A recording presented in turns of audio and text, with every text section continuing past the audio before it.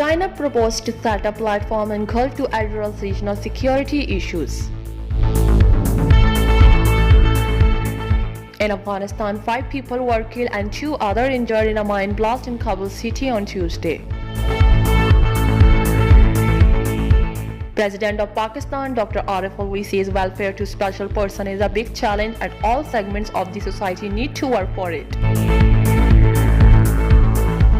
Carelessness may be fueling rapid spread to coronavirus mutations in UK, says WHO experts. Israeli envoys fly to Morocco to see King firm up US Morocco ties.